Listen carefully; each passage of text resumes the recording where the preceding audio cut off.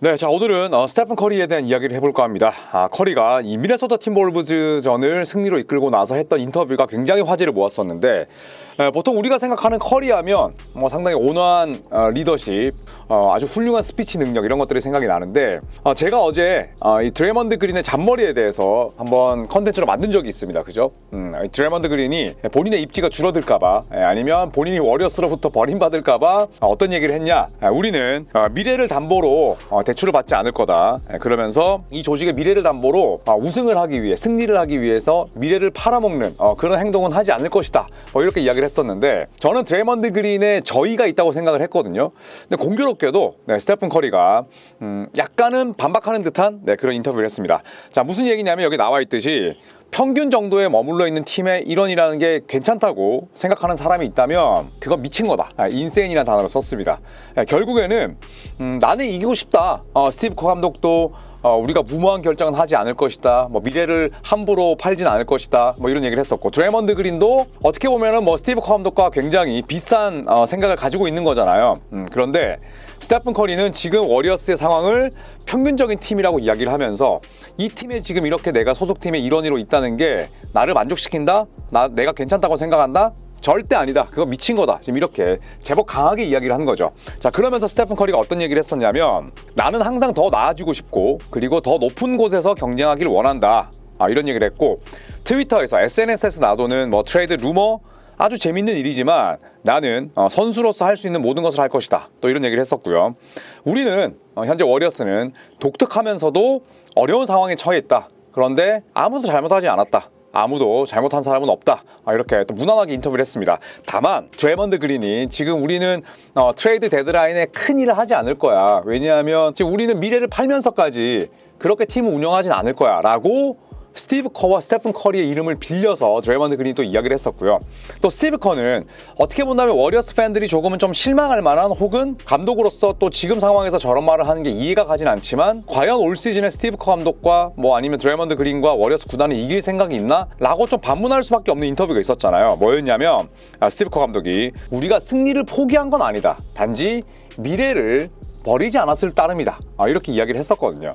근데 현실을 직시하고 우리가 올 시즌에 우승을 노리는 건 어려우니 다시 한번 두 마리 토끼를 잡아보자. 저는 이런 뜻으로 해석이 되더라고요. 뭐냐면 어차피 지금 우리가 트레이드를 한다고 해도 또 설령 쿠민가를 팔고 포zem스키 팔고 1라운드 픽 써서 누군가를 데려온다고 하더라도 그렇다고 해서 우리가 플레이오프에는 진출할 수 있지만 우승권의 후보는 아니다. 컨텐더는 아니기 때문에 그냥 지금 적당히 5할 승률 유지하고 스테픈 커리에게 훌륭한 퍼포먼스를 종종 기대하면서 티켓 팔고 굿즈 팔고 그 다음에 또 구단의 가치를 계속 끌어올리면서 스테픈 커리 이후 시대를 서서히 준비하자.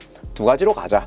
우승을 못한다는 걸 인정하되 그렇다고 해서 꼬라박을 수는 없으니 지금처럼 5할 승률 정도로 가면서 포스트 커리 시대를 같이 준비하자. 저는 이제 이런 뜻으로 들렸는데 이게 이제 커리 입장에서는 이런 이야기를 듣는 게 또 이런 이야기가 또 공식적으로 나도는 게 싫을 수밖에 없죠. 스테픈 커리는 커리어 내내 엄청난 경쟁심, 향상심을 발휘한 선수고 우승 반지만 4개고 또 불과 6개월, 7개월 전에 파리올림픽에서 또 금메달의 우승 주역으로 또 활약을 했었잖아요. 그렇던 커리이기 때문에 본인이 원하는 수준의 지금 팀이 아닌 상황에서 이걸 만족해한다? 커리는 그건 절대 아니다. 미친 생각이다. 이렇게 이야기를 했습니다. 저는 스테픈 커리의 현재 상황은 스티브 커 감독이나 드레먼드 그린과는 다르다고 생각을 해요. 왜냐하면 그냥 적당하게 시간 보내다가 그냥 그렇게 은퇴한다? 이거는 커리 정도 수준의 선수에게는 있을 수가 없는 일이고 커리가 그런 생각을 할 리도 없고요. 자, 그 다음에 드레먼드 그린과 스티브 커 감독이 자꾸 공적인 인터뷰에서 우리는 미래를 담보로 대출받지 않을 거야 이런 얘기를 하니까 사실 커리도 사람인데 굉장히 짜증났을 거라고 봅니다. 왜냐하면 커리 본인은 아직까지도 높은 경쟁심이 있고 그리고 노쇠했다 성적이 떨어졌다고 하지만 여전히 경쟁력이 있습니다. 그런 상황에서 지금 팀이 무언가의 무브도 없고 감독이 저런 이야기하고 드래먼드 그린이 본인 입지 때문에 저런 말을 하고 다니니 커리 입장에서는 답답할 수 있는 거죠. 자, 그렇기 때문에 저는 스테픈 커리가 그냥 동료들 아우르고 그 다음에 괜히 모난 상황을 만들지 않기 위해서 침묵하는 것보다 때로는 저렇게 과감하게 인터뷰를 하는 것도 좋다고 봅니다. 그래야 골든스테이트라는 조직에 적당한 건강한 긴장감을 줄 수도 있고, 또 개인적으로 스티브 커 감독이 못할 말은 아니지만 우리는 아직 승리를 포기한 건 아니야. 단지 미래를 버리지 않았을 뿐이야.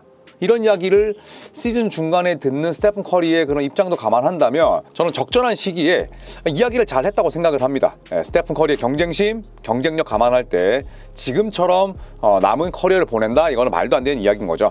자, 그리고 미국 ESPN이 전망했습니다. 골든스테이트 워리어스와 잭 라빈이 서로 결합할 수 있다라는 보도가 나왔는데, 저도 자세히 살펴보니까 아예 허무맹랑한 이야기는 아니었습니다. 자, 일단 골든스테이트 워리어스는 잭 라빈을 받는 조건으로 앤드루 위긴스 그리고 GP2 케번 루니, GP2와 케번 루니는 만기죠. 그 다음에 2026년 1라운드 픽을 준다는 건데, 일단 앤드루 위긴스는 평균 20득점을 이제 올릴 수 없는 자원이 됐습니다. 노쇠했다기보다는 본인도 이제 롤이 바뀌었고, 그 다음에 시스템 농구에 적응을 했다고는 보지만 과거 미네소타 시절의 볼륨은 잃어버렸어요. 그렇기 때문에 잭 라빈처럼 아주 샤프한 슈팅, 그 다음에 또 볼륨을 가져갈 수 있는 선수가 오히려 필요하다는 게 지금 ESPN의 생각인 거죠. 자, 그리고 잭 라빈 같은 경우에는 현재 야투를 16개 이상을 던지고 있는데 야투 성공률이 무려 51.6%입니다. 어마어마하죠. 네, 그리고 3점이 45.5%인데 3점 성공 개수 3.3개, 성공 개수 커리어 하이, 그리고 시도 개수 커리어 하이,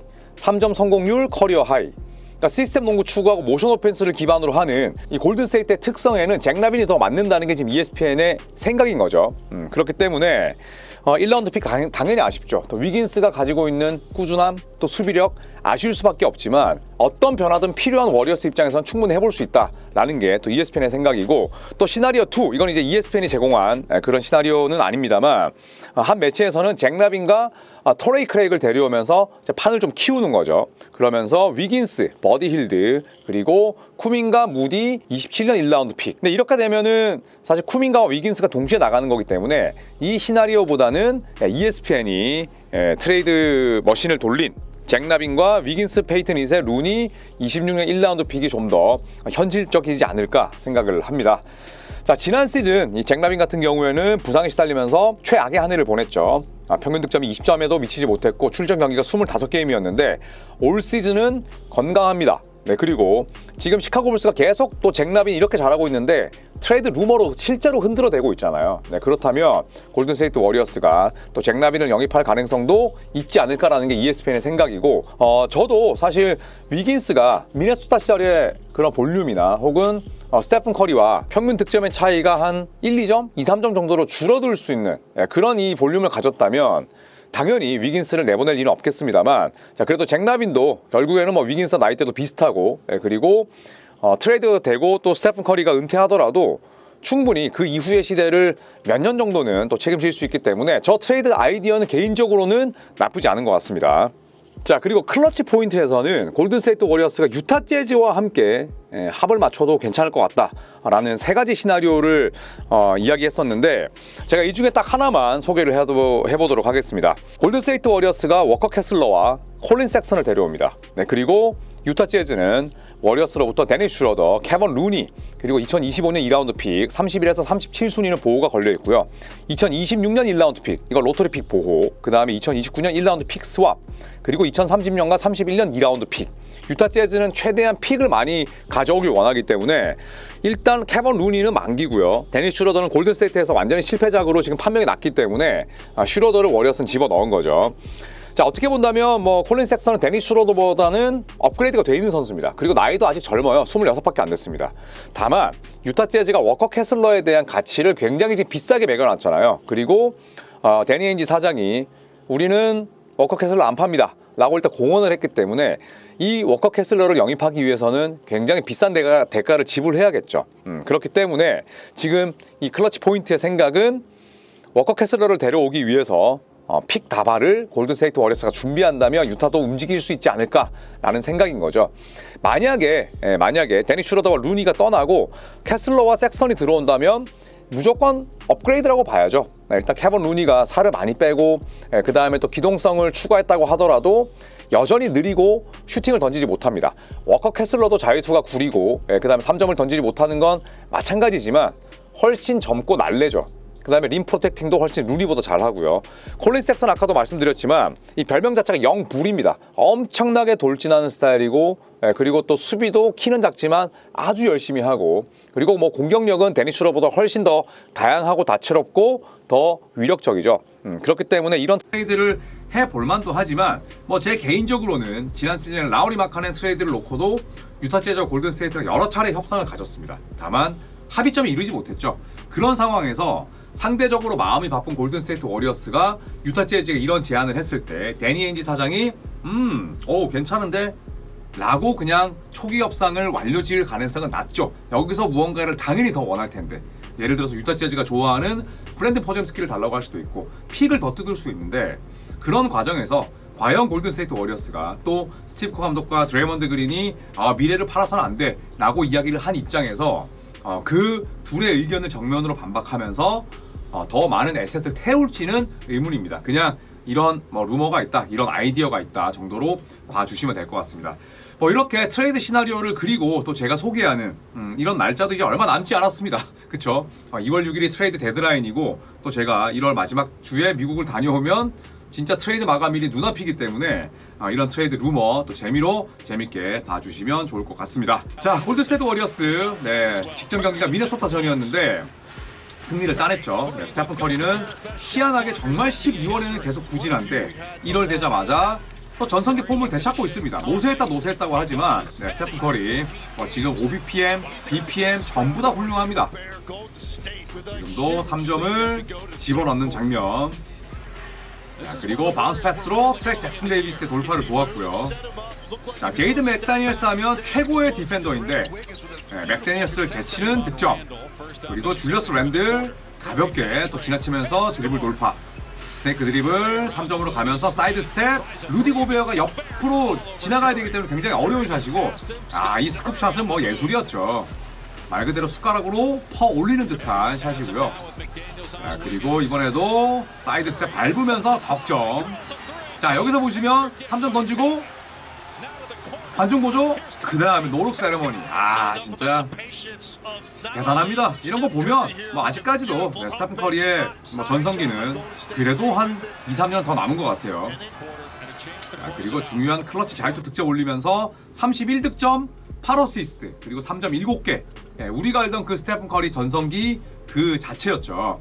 자, 미네소타 팀볼브즈를 상대로 승리를 따냈는데 이런 그림이 아름답죠. 왜냐하면 스테픈 커리는 언제든지 30점을 넣을 수 있는 선수인데 3점 7개, 어시스트 8개, 턴오버 하나.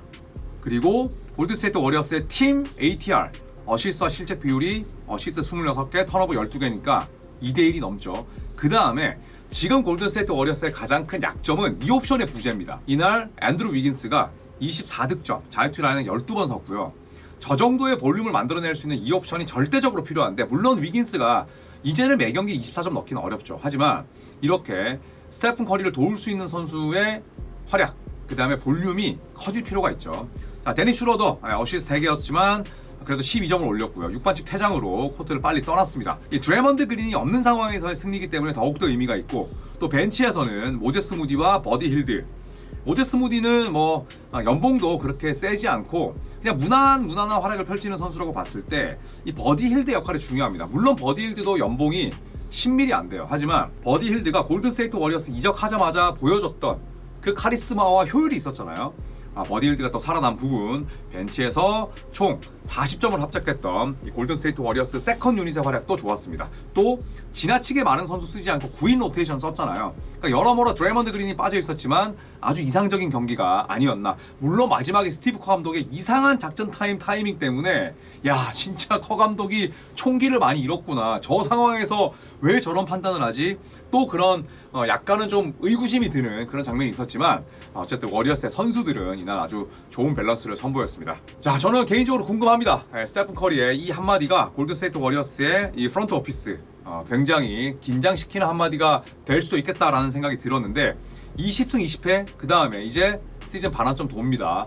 계속해서 5할 승률에 머물러 있는 골든스테이트가 드레먼드 그린, 스티브 감독의 생각과 달리 스테픈 커리의 저 한마디에 자극을 받고 그리고 긴장을 하면서 트레이드 시장을 기웃거릴지 아니면 조용히 넘어갈지 함께 지켜보시죠. 고맙습니다 여러분. 구독 항상 눌러주시고요. 독감 진짜 심하더라고요. 감기도 조심하시고 미국 가기 전까지 또 최대한 영상 많이 또 뽑아낼 수 있도록 하겠습니다. 고맙습니다.